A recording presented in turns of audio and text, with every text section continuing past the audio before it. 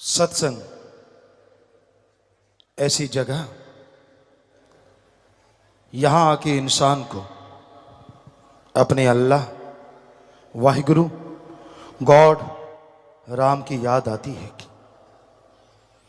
दुनिया में कहीं भी और आप जाते हैं, बिजनेस कारोबार की, बाल बच्चे परिवार की, अच्छे बुरे व्यवहार की समझ आती है, लेकिन सत्संग एक जगह होती है, यहां अपने कसम अल्लाह वाहिगुरु राम की याद आती है। जिस भी धर्म को आप मानते हैं, जिस धर्म का पहनावा पहनते हैं, क्या वाकई आप उस धर्म के अनुसार चलते हैं? यह सत्संग में आके समझाती है। धर्म कहते हैं इंसान के लिए बहुत से कार्य हैं जो रोजाना करने चाहिए, लेकिन दिन की शुरुआत अल्लाह, वाहिगुरु, राम, गॉड की भक्ति, इबादत से करनी चाहिए। हिंदू धर्म में सुबह का समय 2 से 5, जिसे ब्रह्म मुहूर्त कहा गया, सिख धर्म में इसी समय को अमृत वेला कहा गया, इस्लाम धर्म में इसी समय को बांगे वक्त या फर्ज कहा गया, इंग्लिश फकीर इसी समय को द गॉड्स प्रे टाइम कहा गया, और नासा साइंस केंद्र इसी समय को कहता है इसमें ऑक्सीजन प्योर और मोर होती है, अगर मेडिटेशन करोगे तो विल पावर जल्दी बढ़ेगा, सक्सेस आपके कदम चूमेगी।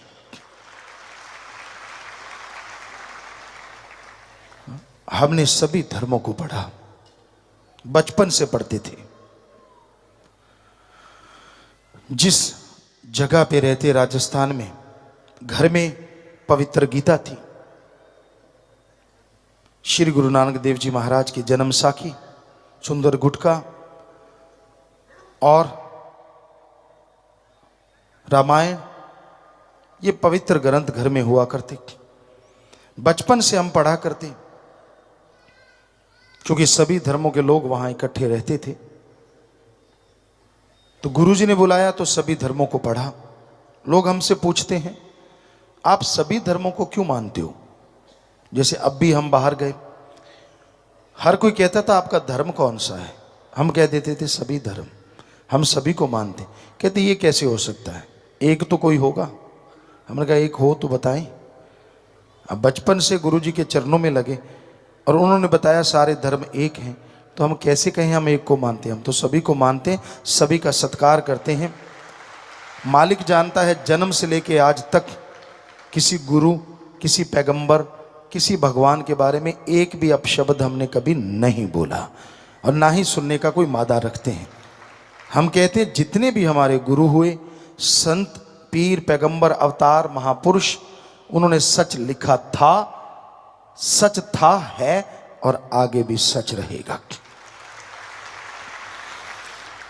उनकी बात को कोई झुठला नहीं सकता। ये बात अलग है, लोग उनका दिखावा करते हैं, उनके वचनों को नहीं मानते। हम आपको गारंटी देते हैं, धर्मों को इंसान अपने अपने धर्म को, धर्म बदले ना, जिस भी धर्म में आप खुश हैं उसी धर्म में रहिए। पर हम आपको गारंटी देते हैं, इस मिनट अगर आप अपने धर्म को मानोगे, दिखावा नहीं, अगर मानोगे तो अगले मिनट इस धरती पे प्यार मोहब्बत की गंगा बहने लगेगी। ये हम गारंटी देते हैं, क्योंकि धर्म में कुछ बुरा है ही नहीं। धर्म में लड़ना गुनाह है। अजी लड़ना छोड़िए, किसी के बारे में गलत बोलना गुनाह है।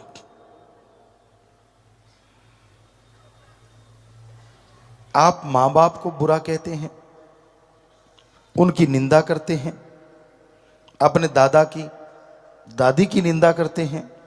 ठीक है, वो बुरे कर्म करते होंगे, ठीक है, उनका रास्ता सही नहीं होगा, ये बात हम आपकी मान लेते, लेकिन अगर आप उनकी निंदा दूसरों के सामने करते हैं, लोग क्या कहेंगे? आप भी तो उन्हीं का खून है, अगर वो बुरे हैं तो आप अच्छे कहां से हो सकते हैं? कभी सोचा है आपने इस बारे में? इसलिए तो धर्म कहते हैं, निंदा भली किसी की नाही, मनमुख मुग्ध करन, मुंह काले तिन निंदका, नरके कोर पवन। गुरु सहबानों के पाक पवित्र वचन। रामायण में क्या लिखा है? पवित्र रामायण में, पर निंदा 100 गौ घात समाना। अपने को छोड़ के किसी और की निंदा करते हो, यही गुरु सहबान कह रहे हैं, और यही पवित्र रामायण में भी लिखा है कि अपने को छोड़ के किसी की निंदा करते हो, मनमुख, आप मन के कहने चलने वाले हो, किसी गुरु धर्म को नहीं मानते, मनमुख उसे कहा जाता है, मुग्ध मूर्ख, करन मुंह काले तिन निंदका, नरके को हुर पवन। तो फिर आप करते क्यों हैं? अगर आप धर्म को मानते हैं तो ये बताइए, किसी दूसरे के बारे में एक भी अपशब्द कहने का हक आपको किसने दिया है? यार आप बताइए। धर्म तो कह रहे हैं निंदा करनी ही नहीं। यही इस्लाम धर्म में आता है, फजूल की बहसबाजी में मत पड़िए, किसी को गलत मत कहिए। और यही ईसाई धर्म में भी आता है, अपने को छोड़ के किसी को बुरा मत कहो। फिर जो इंसान इन बातों को नहीं मानता, आप बताएंगे उनका धर्म कौन सा हो सकता है? धर्मों में तो लिखा है, नहीं लिखा तो बताओ। आप पवित्र, कहीं भी पवित्र ग्रंथों को पढ़ लीजिए, जो हमने बोला वो ज्यों का त्यों लिखा हुआ मिलेगा। बल्कि बहुत से महापुरुषों ने, गुरु सहबानों ने तो इस निंदा के ऊपर एक नहीं कई कई पेज भर रखे हैं, कई कई पेज भर रखे हैं। फिर अगर आप उनको मानते हैं तो आपका तो मतलब ही नहीं बनता कि आप किसी को बुरा कहें, अपने माँ बाप को, अपने बहन भाई को, अपने बच्चों को, किसी को भी नहीं। पर निंदा का मतलब होता है अपने को छोड़ के दूसरों का करना, तो वो पर कहलाता है, पराया कहलाता है। धर्मों में कहीं लिखा नहीं है शराब पियो, कहीं नहीं लिखा। इस्लाम धर्म में लिखा है शर प्लस आब। शर माने शैतान और आब माने पानी। अल्लाह की इबादत करने वालों, शराब शैतान का पानी है, पियोगे की गई इबादत खाक में मिलेगी, दोजख में जलोगी। हिंदू महापुरुषों ने साफ साफ पवित्र ग्रंथों में लिखा है। शिव पुराण, विष्णु पुराण में आता है, जब समुद्र मंथन हुआ, जितने भी नशे निकले शराब के साथ, सारे राक्षसों ने पिए। हे हिंदू धर्म के लोगों, शराब पियोगे, नशा करोगे, आपकी जिंदगी राक्षस प्रवृत्ति की बन जाएगी। घर में कलह कलेश, जीवन में बीमारियां, टेंशन, परेशानियां हो जाएंगी। इसलिए शराब मत पियो, नशा मत करो। सिख धर्म में गुरु सहबानों के पवित्र वचन, पोस्त भंग अफीम मद नशा उतर जाए प्रभात, नाम खुमारी नानका चढ़ी रहे दिन रात। पोस्त, भांग, अफीम, शराब, जितने नशे सुबह के शाम, शाम के सुबह उतर जाते हैं। अरे नशा करना है तो अल्लाह वाहिगुरु राम के नाम का करो, जो एक बार चढ़ गया दोनों जहान में नहीं उतरेगा और मस्ती से माला माल रखेगा। ईसाई धर्म में आता है, वो ड्रग, वो नशा कभी ना लो जो गॉड से दूर करे। गॉड्स प्रेयर का नशा करो जो गॉड के करीब करे। बताइए कौन से धर्म में लिखा कि ठेके खोल लो? जब हम सच्ची बात कह देते हैं तो फिर मिर्ची लगती है, करें तो क्या करें? या तो बताओ धर्मों में ये लिखा है कि नहीं? अगर लिखा है तो आपके गांव में, शहर में कौन लोग रहते हैं? क्या हिंदू, क्या मुस्लिम, क्या सिख, क्या ईसाई? इनमें से नहीं रहते, इन्हीं में से रहते हैं ना। तो फिर आपकी दुकानें क्यों खुली हैं नशे की आपके शहर में, आपके गांव में? जब धर्म तो चारों कह रहे हैं कि नशा पीना नहीं, नशा खाना नहीं, नशा लेना नहीं, और लाइनें किसकी लगी होती हैं जरा देखना, वहां कौन खड़े होते हैं? इन्हीं धर्मों वाले। हम आपको एक सच्ची घटना बताते हैं राजस्थान के श्री गंगानगर साइड की। यहाँ हम रहा करते राजस्थान सूरतगढ़ में। तो हम गाड़ी लेके जा रहे थे, एक ठेका था शराब का। गाड़ी वहाँ हम्प वगैरह थे, धीरे की एक गाड़ी खड़ी थी वहाँ और उसके ऊपर लिखा था नाम खुमारी नानका चढ़ी रहे दिन रात।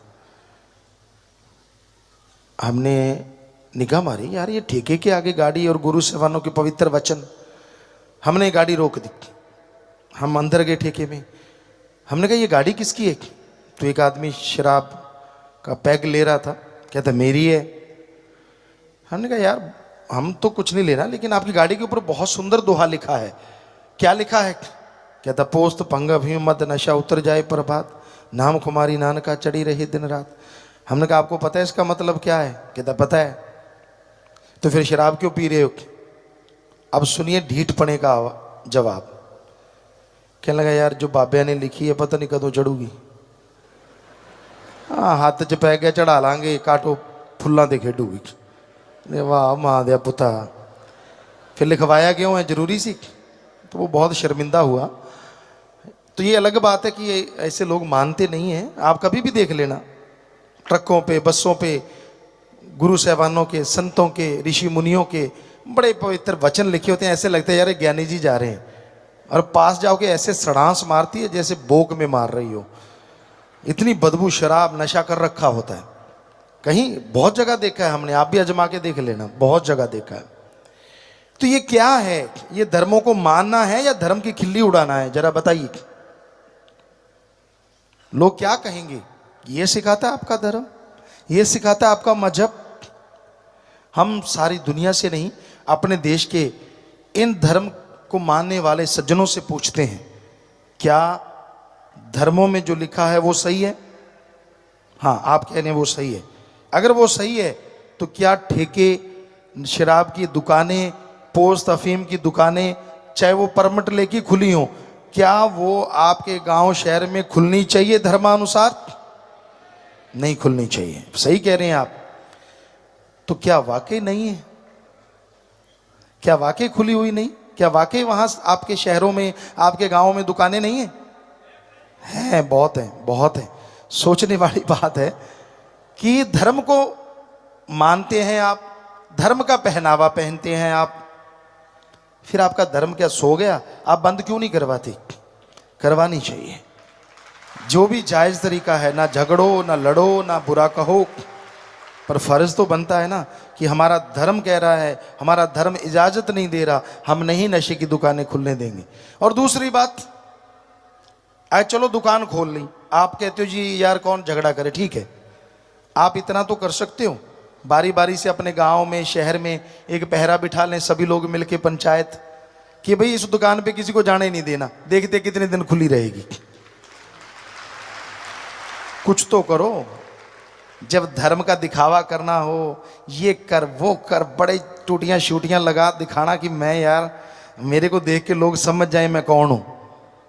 मजा तो तब है जब धर्म का कर्म भी करके दिखाओ, मजा आ जाएगी कि वाकई आप कौन हैं, लोग अपने आप ही पता चल जाएगा यार ये है सच्चा धर्म को मानने वाला।